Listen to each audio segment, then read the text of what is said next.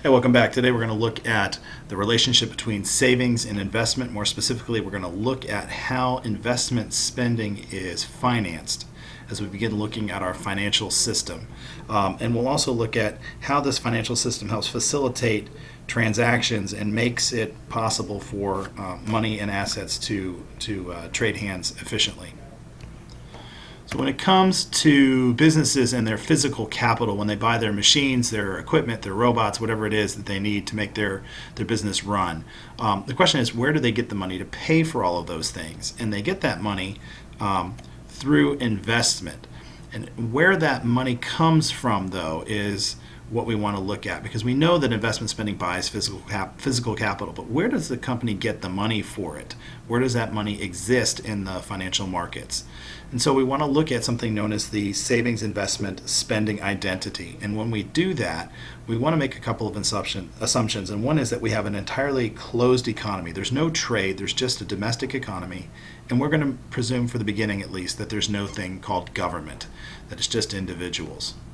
And so when we have the savings investment spending identity, we're going to find that the amount of investment spending is equal to the amount of money saved, or the total amount of savings in our financial system or our financial markets. And we can prove that as a fundamental mathematical fact by looking at a couple of different equations. First is that we know this: our total income can either be saved or consumed. And we also know that our total spending in a simple economy with no government and no net exports is simply our consumption plus investment. We also know that total income equals total spending. And so we can then take these two formulas and say that savings plus consumption is equal to consumption plus investment. And we can then eliminate consumption from both sides of the equation, and we come to this understanding known as the savings investment spending identity, that savings equals investment. If we want to add in the extra complexity of a government, then what we need to do is look at how much the government is either saving or not saving. Since we said savings equals investment, we've got private savings, and now we need to see about government savings. And that's what we call the budget balance. It tells us how much the government either saved or did not save, based on how much it taxed versus how much it spent. If our budget balance is zero, it means the government taxed as much as it spent. There was no savings, but there was no borrowing or dis-savings either. If the budget balance is greater than zero, that means that we brought in more in taxes than we spent. So the government essentially saved some of its money. We have what's called a budget surplus. And if the budget balance is less than zero, it means the government didn't save. It had dis-savings. It taxed less than it spent. It needed to borrow money basically to make ends meet. And so we call that situation a budget deficit. And so if we're adding government into the equation, we would say private savings plus government savings equals investment. So in this case, it's savings plus the budget balance equals investment. If there's a budget deficit, it's taking away from the money available for investment. If there's a budget balance surplus, it's adding. And then if we wanted to talk about international trade and pretend it's an open economy now instead of a closed one, we talk about what are called capital inflows.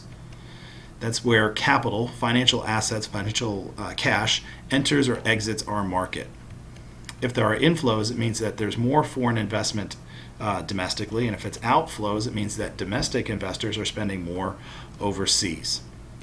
So positive capital investment means there's more money being thrown into our economy from outside of the country that can be used towards investment. And if it's less than zero, it means that there is a net loss of savings or funds in our country available for investment.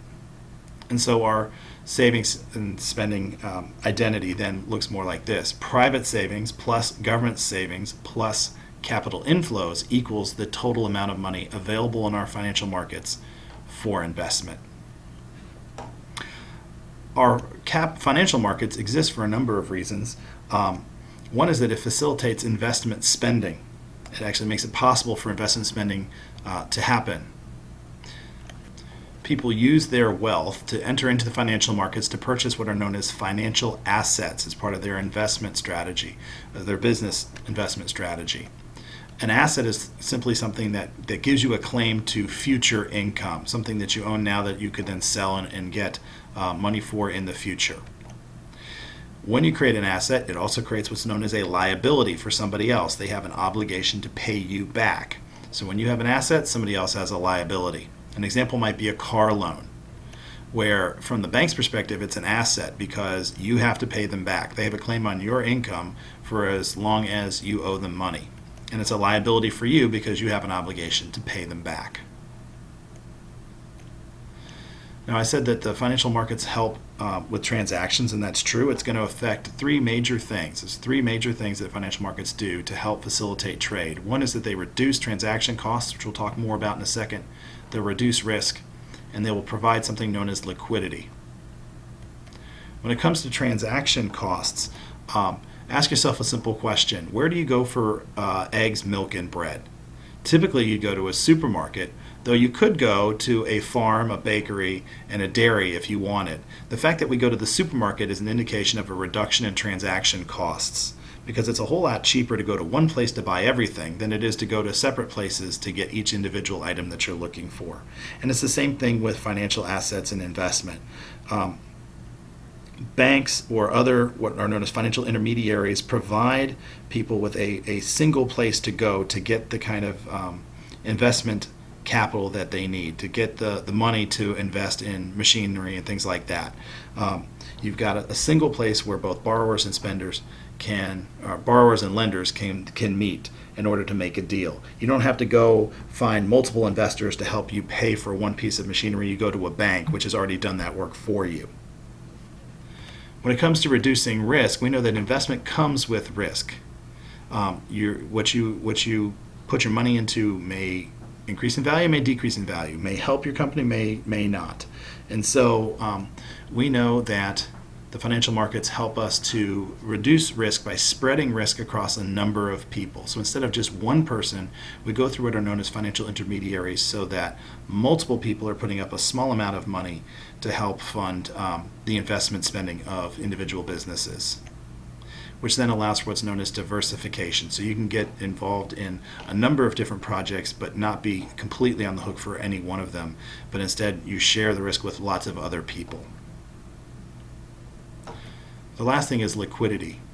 Liquidity talks about your ability to convert your assets into cash, because it's nice to have a financial asset, but if you can't convert it into cash, it doesn't do you much good when you want to buy something, because you need cash to buy. So anything that's easily converted into cash is what's known as a liquid asset. Things that cannot be easily converted are known as being illiquid. So examples might be like stocks, cars, houses, and boats. Some of these are more liquid than others. When it comes to liquid assets, I'd say stocks are relatively more liquid than cars or houses or boats, because you can sell a share of stock pretty quick and have the money transferred into your account in very little time. Your car, your house, your boat tend to be more illiquid in nature, because with a house, it could take you months before the sale is completed. Same thing with cars and boats. It can take 2-3 days or a week, and whereas stocks are almost instantaneous.